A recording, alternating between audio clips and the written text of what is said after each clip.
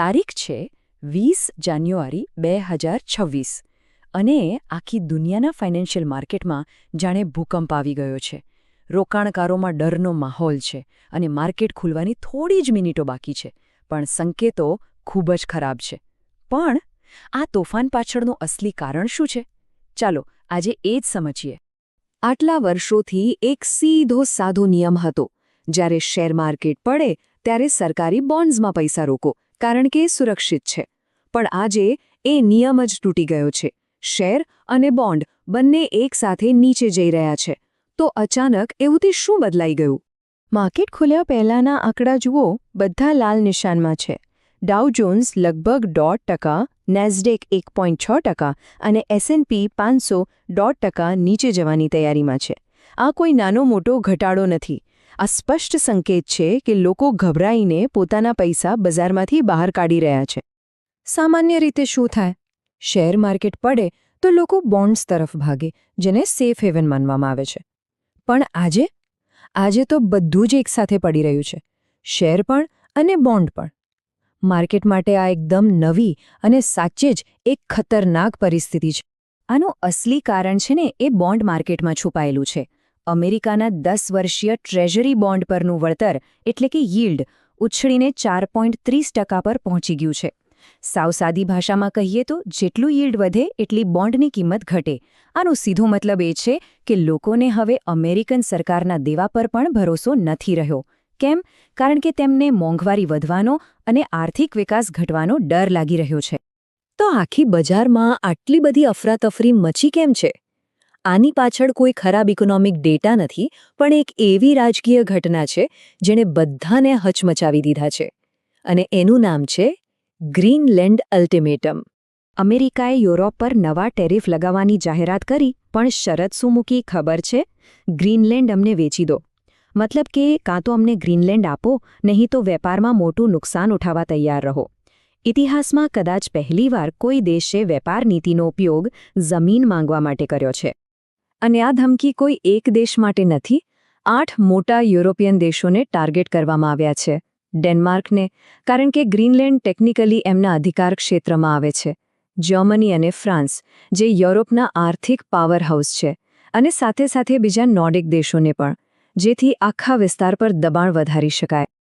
આ કોઈ ખાલી ધમકી નથી, એની સાથે એક પાક્કી ટાઈમલાઈન પણ આપી છે. 1 ફેબ્રુઆરીથી 10% ટેરિફ લાગુ થશે અને જો ત્યાં સુધીમાં સોદો ન થયો તો 1 જૂનથી સીધો 25% ટેરિફ. આના પરિણામો યુરોપના અર્થતંત્ર માટે બહુ ગંભીર હોઈ શકે. આ ઘટનાએ એક નવો જ શબ્દ આપ્યો છે: વેપાર નીતિનું શસ્ત્રીકરણ. મતલબ કે હવે વેપારનો ઉપયોગ પૈસા કમાવા માટે નહીં, પણ જમીન હડપવા જેવા રાજકીય હેતુઓ માટે થઈ રહ્યો છે.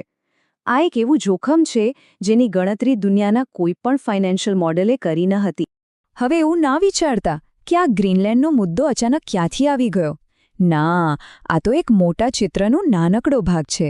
આ અમેરિકાની એક નવી પોલિસીનો ભાગ છે, જેને ફોર્ટ્રેસ અમેરિકા કહી શકાય. જરા ચાર્ટ જુઓ, આંખો ખુલી જ જશે. થોડા જ મહિનામાં અમેરિકાનો એવરેજ ટેરિફ રેટ 2.2%થી સીધો લગભગ 11% પર પહોંચી ગયો છે. આવું તો 1930ના દાયકા પછી ક્યારેય નથી બન્યું. આ સ્પષ્ટપણે બતાવે છે કે ગ્લોબલ ટ્રેડના નિયમો હવે ધરમૂળથી બદલાઈ રહ્યા છે. અને આ લડાઈ ખાલી યુરોપ સાથે નથી. કેનેડા અને મેક્સિકો પર પણ 25% ટેરિફ લગાવી દેવામાં આવ્યો છે. અને ચીન સાથે તો ટ્રેડ વોર એટલું વધી ગયું છે કે ત્યાં ટેરિફનો દર 37%ને પણ પાર કરી ગયો છે. આ એક સાચું ગ્લોબલ ઇકોનોમિક કોન્ફ્લિક્ટ છે. તો આ બધું જોઈને યુરોપ શું વિચારે છે? યુરોપના થિંક ટેન્ક્સનું કહેવું છે કે અમેરિકા શાળાના ગુંડા જેવું વર્તન કરી રહ્યું છે. પણ આ વખતે યુરોપ પાછળ હટવાના મૂડમાં નથી. એ લોકો એક ટ્રેડ બાઝુકા એટલે કે એન્ટી કોઅર્શન ઇન્સ્ટ્રુમેન્ટ વડે વળતો જવાબ આપવાની પૂરી તૈયારી કરી રહ્યા છે. હવે ચાલો આખી વાતને દુનિયાના રાજકારણમાંથી કાઢીને આપણા ઘર સુધી લાવીએ. કારણ કે જ્યારે મોટા દેશો વ્યાપાર યુદ્ધ લડે છે ત્યારે એનું બિલ સામાન્ય માણસને ચૂકવવું પડે છે. અને એની અસર ઘર આંગણે દેખાઈ રહી છે. યાદ છે 2024ની ચૂંટણીમાં એક મોટું વચન આપવામાં આવ્યું હતું કે બસ 12 મહિનામાં જ વીજળીના બિલ અડધા કરી દઈશું. આ એક એવું વચન હતું જેના પર લાખો લોકોએ વિશ્વાસ કર્યો હતો. પણ થયું શું? બિલ ઘટવાને બદલે ઉલટાનું 6.7% વધી ગયું. આ સીધો ફટકો કોને પડ્યો? સામાન્ય માણસના બજેટ પર. પણ આવું થયું કેમ? વચન કેમ તૂટ્યું? જુઓ, આના 3 મુખ્ય કારણો છે. એક તો એઆઈ ડેટા સેન્ટર્સને કારણે વીજળીની માંગ આસમાને પહોંચી ગઈ છે. બીજું, આપણું પાવર ગ્રીડ ઇન્ફ્રાસ્ટ્રક્ચર જૂનું છે અને આટલી બધી માંગ પૂરી નથી કરી શકતું. અને ત્રીજું, દેશમાં બનેલી એલએનજી ગેસની નિકાસને પ્રાથમિકતા આપવાથી સ્થાનિક ભાવ પણ વધી ગયા છે. તો આટલી બધી ઉથલપાથલ વચ્ચે એક રોકાણકાર તરીકે શું કરવું? જૂના નિયમો તો હવે કામ નથી કરવાના. આ નવી દુનિયામાં ટકી રહેવા માટે એકદમ નવી રોકાણની રણનીતિ બનાવવી પડશે. બજાર હવે એક સિદ્ધાંતને નકારી રહ્યું છે જેને અશક્ય ત્રિમૂર્તિ કહેવાય છે.